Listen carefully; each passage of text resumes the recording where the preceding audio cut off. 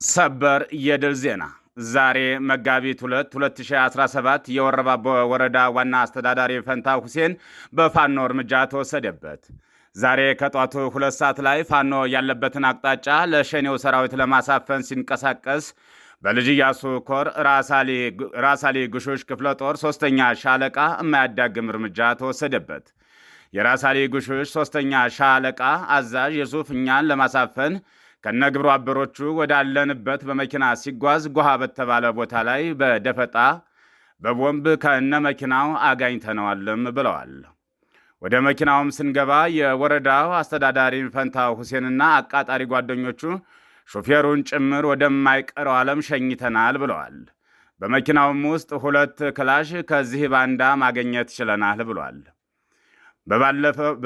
በሌለ ፉከራ በደንቆሮው የምክር ቤት ስብሰባ ክልሉ ሰላም ነው፣ ጽንፈኛውን እያጸዳ ነው እያሉ በየመድረኩ ቢበጠረቁም በስብሰባው ማግስት የወረዳውን አስተዳዳሪ ከነ ግብረ አበሮቹ መሸኘት ችለናል ብለዋል የሻለቃው አዛዥ የሱፍ።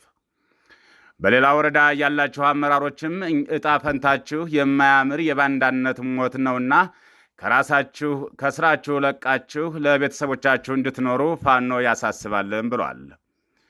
በየስብሰባው በሬ ወለደ በሆነ ውሸት ክልሉ ሰላም ነው እያሉ ሲዋሹ የሚውሉት የአብይ አህመድ ቅጥረኛ አመራሮች ከውሸታችሁ ተቆጠቡ፣ በ3 ሳምንት ትጥቅ አስፈታለሁ ብሎ የገባው የጥላት ኃይል እንዳለው ሳይሆን እግር እሳት ሆኖበት አግኝቶታል። ወደ ክልሉ የገባውም ኃይል ቅንድቡን የሚላጩ ፋኖች ከነ ግብረ አበራቸው እየሸኙትም ተገኝተዋል።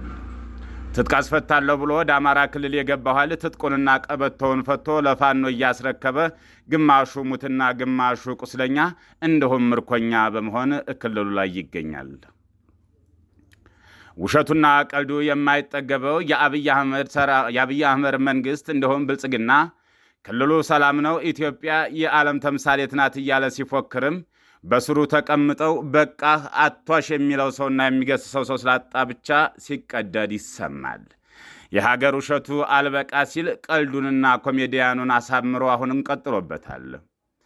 በዩክሬን ቀውስ ውስጥ ተሳትፎ የሚያደርጉ አካላት ከድርጊታቸው እንዲቆጠቡ ብሏል ጠቅላይ ሚኒስትር አብይ አህመድ የሚል ዜናም በቅርብ ሰምተናል። የማይቆጠቡ ከሆነ የኢትዮጵያ መንግስት የማያዳግም እርምጃ ይወስዳል ሲሉም ተደምጧል። አብይ አህመድ ከሱ መናገር አዳማጮቹን ንቀዋቸዋልም ሲሉ ኮሜንታተሮች ሲጽፉም ተሰምቷል። የዩክሬን ጦርነት ላይ ተሳትፎ የምታደርጉ አካላት ካላችሁ ኢትዮጵያ እጆቿን አጣጥፋ አትመለከትም፣ የኢትዮጵያ መንግስት እርምጃ ወስዳለሁ ብሎ ሲናገርም አብዛኞቹ ኮሜንት ጸሐፊዎች መቼም ውጮች አማርኛ አይችሉም ብሎ ይሆናል አሉ።